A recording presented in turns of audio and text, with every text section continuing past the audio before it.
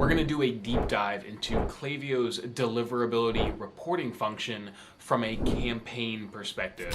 From this video, you'll just get a better idea of what metrics to look at, what's important, how you can use those metrics, and some strategies to improve those. So stick around to the end of the video because that's where I will be going over those strategies.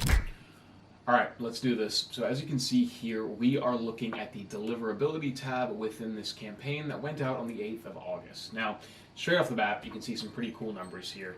This is showing the open rates, the click rates, the bounce rate, unsubscribe rate, and the spam complaint rate. And Klaviyo actually gives you where you're sitting in relation to the rest of the industry. Now, this is just a really quick snapshot of where you need to improve, and basically it just gives you some really high level information when it comes to looking at these numbers. Now, you can also take a look at how things are playing out in regards to the inbox provider. For example, Gmail is currently making up the bulk of where our emails are going to. Hotmail is down there as well, Verizon Media Group, and then you just get some really odd miscellaneous ones, like I don't even know what Big Pond actually is, and that's just because I'm ignorant, but nonetheless, it's new to me.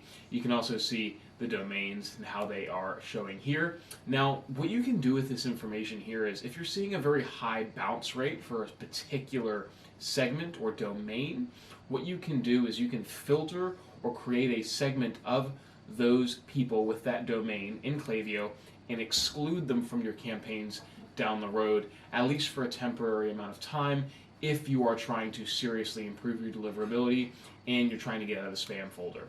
For example, if a lot of these emails were going to spam, we were getting incredibly high bounce rates, which does contribute to high spam complaint rates, or just being put in the spam folder. What I would do is I'd create an engaged segment, and then I'd also create a segment of people that are bouncing, or people that are in the Hotmail browser, for example, if Hotmail was bouncing quite high. And I would exclude them from the campaign as time goes on, and then gradually introduce them back into the campaign as we increase our sending. You can also see a breakdown in terms of where things are bouncing and being delivered from a country perspective. Once again, if you're a brand, for example, that doesn't even sell to Canada or doesn't even sell to the United Kingdom, and you don't really want to be A, communicating with them, or B, paying for their profiles, or C, just actually, once again, and not even really communicating with them, you can go ahead and exclude them within your campaigns. And then down here, you can also get another look, positive engagements and negative engagements, which is quite self-explanatory, nice and easy to understand. Negative engagements count as bounce rate, unsubscribe rate, and spam complaint rate. And then positive engagements are click rates and open rates, or clicks and opens. Once again, a useful tool if you want to figure out how to improve your deliverability and dial in those sending strategies and improve it overall.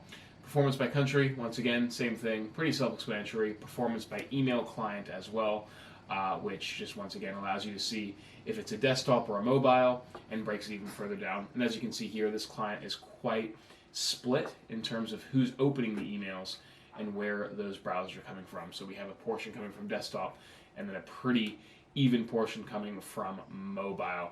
Nonetheless, you should be optimizing for these two devices, but what you can use this information for is you can figure out, or even add some personalization. For example, saying, hey, if you're opening this email from mobile, have a mobile-only segment, or something like that. Now, nice and easy. Now, what Klaviyo also does is it also gives you a guide just to show you how to troubleshoot your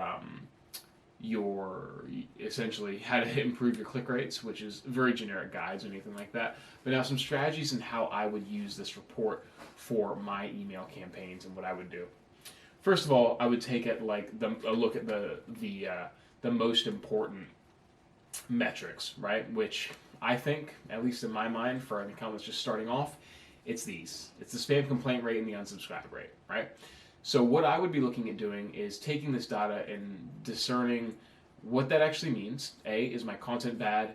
B, are my emails not designed properly? C, is the list just crap? Do I need to clean the list up a little bit? Do I need to adjust the segments that I'm sending to? And then once I dial those things in, I'd then move over to the bounce. I'd be more aggressive with my filtering of my bounced emails. Obviously, this isn't a huge issue here, as we are quite healthy. Following that, then I'd also look at the open rate, right? Well, rather, I look at the open rate first, and then look at the click rate secondly, because your click rates are going to be crap if your open rates are crap, but your open rates aren't necessarily going to be crap if your click rates are good, if that makes sense. So what I'd be looking at doing here is using this information to figure out, okay, how do I create more compelling subject lines? Is it personalization? Is it adjusting when I'm sending the emails? That could be a potential thing there. Is it preview text that I need to adjust? I've also seen some really good success with unconventional subject lines, which I've actually made a video about before. Go through my channel to check that one out.